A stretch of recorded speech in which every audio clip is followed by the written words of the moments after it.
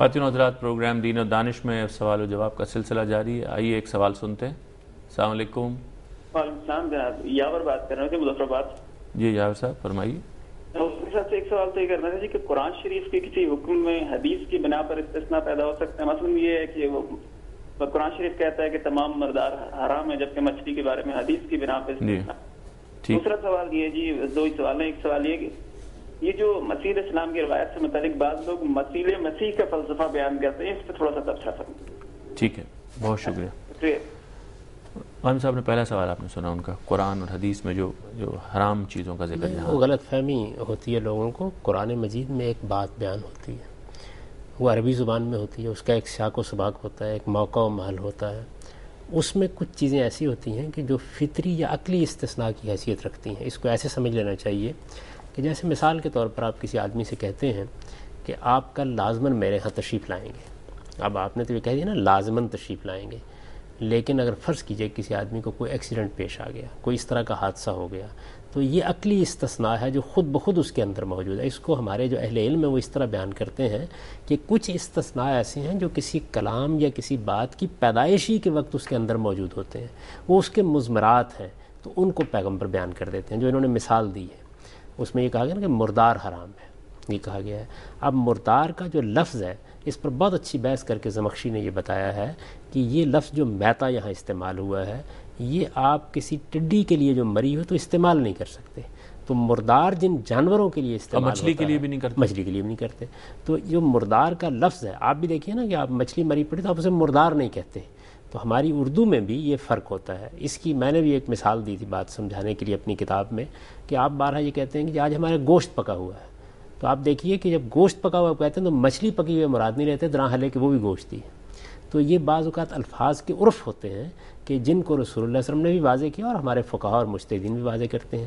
یہی وہ بنیادی غلطی ہے جس کی وجہ سے لوگ اس بات کو نہیں سمجھ پاتے کہ وہ کون سی چیزیں ہیں کہ جو حضور نے فرمائی ہیں اور وہ کوئی قرآن میں استثناء نہیں ہے، وہ کوئی نسخ نہیں ہے، وہ کوئی تحدید یا تخصیص نہیں ہے، وہ قرآن کا بیان ہے. یعنی وہ استثناء جو خود کلام کے اندر موجود تھا اس کو حضور نے بیان کر دیا تاکہ کوئی غلط فہمی نہ پیدا ہو جائے. اور یہی ہمارے فقہاء اور مجتہدین بھی کرتے ہیں. تو قرآن مجید کی کسی چیز کو پیغمبر تبدیل نہیں کر سکتا. قرآن اللہ کی کتاب ہے، ہر حال میں اس کی حکومت قائم رہے گی. اس کا جو استثناء خود اس کے اندر موجود تھا اور الفاظ سے بظاہر کسی کو غلط فہمی ہو سکتی تھی اس کو بیان کر دیا. یا ایپلیکیشن کے ایشوز ہوں گے یا اس طرح کی نوعیت ہوگی کہ کسی موقع کے اوپر ایک چیز ہے بیان کی گئی ہے، آپ نے اس کا اطلاق کرنا ہے مختلف صورتوں پر، اس میں کچھ استثناء پیدا ہو جاتے ہیں. تو حضور اس کو سمجھ کر یعنی اس کا جو فہم ہے وہ ہم تک منتقل کرتے ہیں کہ یہ بات ایسے ہے، ان حدود کے ساتھ ہے. وہ قرآن کا تجاوز نہیں ہے، قرآن مجید سے کسی قسم کا نہ تجاوز ہوتا ہے، نہ کوئی ترمیم ہوتی ہے، نہ کوئی اضافہ ہوتا ہے، نہ کوئی تحدید ہوتی ہے، نہ تخصیص ہوتی ہے. قرآن کے اندر وہ تخصیص مضمر ہوتی ہے، اس کا بیان ہوتا ہے. ٹھیک. السلام علیکم. وعلیکم السلام. میں شیبہ بات کر رہی ہوں کراچی سے. جی فرمائیے. غامدی صاحب سے مجھے سوال کرنے تھے. جی غامدی صاحب، میری مدر کو فوت ہوئے تقریباً 3.25 مہینے ہو چکے ہیں. تو اس کی وجہ سے میرے دماغ میں بہت سارے سوال آتے ہیں. کیا میری والدہ کا اب ہمارے ساتھ رشتہ برقرار ہے یا ختم ہو چکا ہے؟ جی. اور دوسرا سوال میرا یہ ہے کہ کہتے ہیں کہ رونے سے ان کو تکلیف ہوتی ہے، مطلب جو مر چکا ہوتا ہے ان کو تکلیف ہوتی ہے تو رونا نہیں چاہیے. جی. تو ان کو مطلب یہ میں نے دوسروں کو اور ایک جگہ پڑھا بھی ہے کہ بھئی ہڈی ٹوٹنے کے برابر ان کو تکلیف ہوتی ہے. اور تیسرا میرا سوال یہ ہے کہ نیک روح کو میں نے یہ پڑھا ہے کہ نیک روح کو یہ اجازت ہوتی ہے کہ وہ ہر جگہ آ جا سکتی ہے. ٹھیک، بہت شکریہ جی آپ کے سوال کا. ایک پچھلے سوال کا حصہ مسیح کے بارے میں. یہ کوئی چیز نہیں ہے، یہ معلوم نہیں کہاں سے لوگوں نے اس کو نکالا ہے. دیکھیے سیدنا مسیح علیہ السلام کے دوبارہ آنے کا ذکر تو روایات میں ہوا ہے. وہ روایات بھی قرآن مجید کی روشنی میں دیکھیے تو بہت حد تک محل نظر ہیں، لیکن محل نظر مراد یہ کہ ان پر غور کرنا چاہیے. اس کی وجہ سے قرآن مجید میں بعض ایسی چیزیں موجود ہیں کہ جن کی روشنی میں ان کو قبول نہیں کیا جا سکتا آسانی کے ساتھ. تاہم اگر کوئی آدمی قبول کرنا چاہتا ہے تو انہیں کو قبول کرنا چاہیے. یعنی کسی مسیح کا کوئی ذکر نہ قرآن میں ہے نہ حدیث میں ہے، ایسی کوئی چیز نہیں. ٹھیک. اگلا سوال آپ نے بہن کا سنا. وہ ان کی ماں کو وفات ہوئے کچھ عرصہ ہوا ہے، وہ ان کے بارے میں، ان کی روح کے بارے میں اور وہ رونے کے بارے میں جتنی باتیں بھی انہوں نے بیان کی ہیں ان کی کوئی اصل نہیں ہے، کوئی بنیاد نہیں ہے، نہ ان میں سے کوئی بات قرآن میں بیان ہوئی ہے نہ حدیث میں بیان ہوئی ہے۔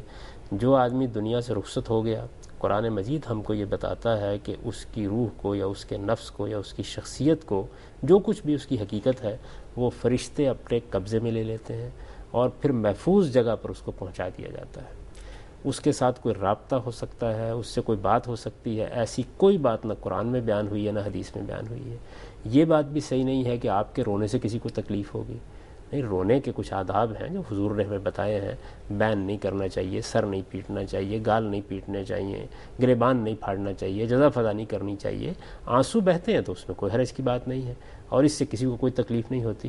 خود رسالت میں آپ صلی اللہ علیہ وسلم اپنے صاحبزادے کی وفات پر ابراہیم کے بارے میں علیہ السلام یہ بات آتی ہے کہ حضور رو پڑے، اور آپ نے اس موقع کے اوپر ایک بدو کو یہ بھی کہا کہ جو دنیا والوں پر رحم نہیں کرتا اس پر آسمان پہ بھی رحم نہیں کیا جاتا۔ یہ رحمت ہے جو بعض اوقات آنسو بن کے بہہ نکلتی ہے۔ تو یہ تو انسان کے جذبات ہیں، ان کو اگر حدود کے اندر آپ رکھتے ہیں تو اللہ تعالیٰ کو بھی کوئی اس پہ اعتراض نہیں ہے، اللہ کے پیغمبر کو بھی کوئی اعتراض نہیں ہے۔ تو رونے سے نہ کسی کو تکلیف ہوتی ہے، نہ ہڈی ٹوٹنے کے برابر تکلیف کسی صحیح روایت میں بات بیان ہوئی ہے۔ اس طرح کی بہت سی چیزیں اصل میں ضعیف روایتوں کی بنیاد پر ہمارے ہاں لوگوں میں عام ہو جاتی ہیں۔ جو قرآن کی بات ہے وہ اتنی ہے کہ یہ اپنی والدہ کے لیے مغفرت کی دعا کریں، زیادہ سے زیادہ اپنے رب کے حضور میں دعا کریں، ان کے اعمال ان کے لیے ہیں، ان کا سارا معاملہ منقطع ہو گیا، اب قیامت ہی میں ملاقات۔ اور یہ اطمینان رکھیں کہ ان کی ماں نیک تھیں تو اللہ ان کو اچھا رکھے گا۔ اچھا رکھے گا۔ السلام علیکم۔ وعلیکم السلام، احسن بات کر رہا ہوں، جوہر ٹاؤن لاہور سے۔ جی حضور کوشچن میرا یہ تھا کہ تراویح میں یہ ہے کہ ٹھیک ہے قرآن سننا بہت بڑی جو ہے وہ ثواب کی بات ہے، لیکن کوئی ایسا طریقہ قائم کر سکتے ہیں جس میں ہم کوئی ساتھ ترجمے کا بندوبست یا کچھ سمجھ میں کچھ میں آئے، کیونکہ عربی کا سننا ثواب تو ہے وہ، لیکن اس پہ کنسنٹریٹ جب ہوتا ہے آپ کو ترجمہ بھی سمجھ میں آپ کو آئے۔ I think I have just justified my point. And second question is this کہ جب یہ کہا گیا کہ جب انسان کی وفات ہوتی ہے تو اس کو جب روح قبض کی جاتی ہے تو اس کی تکلیف سے پناہ مانگنے کو کہا گیا ہے۔ جب انسان اس دنیا میں آتا ہے تو اس وقت جب روح اس میں جسم میں آتی ہے تو اس کی کوئی تکلیف بھی تو ریزن ہونی چاہیے۔ بس یہ دو میرے کوشچن۔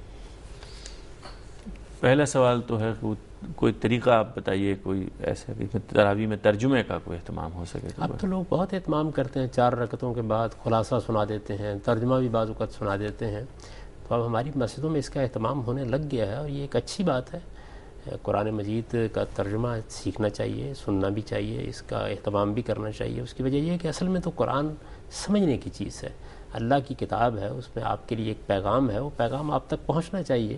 اگر آپ اس کو بے سوچے سمجھے پڑھتے ہیں یا بے سوچے سمجھے اس کو سنتے ہیں تو یہ تو قرآن کا مقصود نہیں ہے۔ قرآن کا مقصود یہی ہے کہ لوگ اس کو سنیں، سمجھیں اور پھر اس پر عمل پیرا ہوں، اس کے تقاضے پورے کریں۔ تو اس کا اہتمام کرنا چاہیے کہ خلاصہ کم سے کم سنا دیا جائے، مدعا کم سے کم بتا دیا جائے اور یہ بتا دیا جائے کہ اس میں اللہ تعالیٰ نے یہ بات فرمائی ہے۔ اب تو یہ اہتمام بھی لوگوں نے کیا کہ پورے کے پورے کا ترجمہ پڑھ دیتے ہیں، اور ہمارے ہاں تو اب اس کے لیے بڑے آسان ذرائع پیدا ہو گئے ہیں۔ اگر کوئی اچھا ترجمہ پڑھا ہوا ہے اور وہ 2 یا 3 رکعتوں کے بعد جب بھی آپ کو موقع ملتا ہے آپ سن لیتے ہیں تو بڑی اچھی بات ہے۔ اور یہ بھی کر سکتے ہیں حامد صاحب کہ آپ جانے سے پہلے وہ حصہ جو پڑھا جانا ہے آج شام کو اس کو پہلے سے ترجمہ اس کا پڑھ لیں تو کچھ نہ کچھ استفادہ ہو جائے، اس سے بھی بہت حد تک اندازہ ہو جاتا ہے کہ آج وہ کیا بات ہے جو وہاں پہ کہی جا رہی ہے۔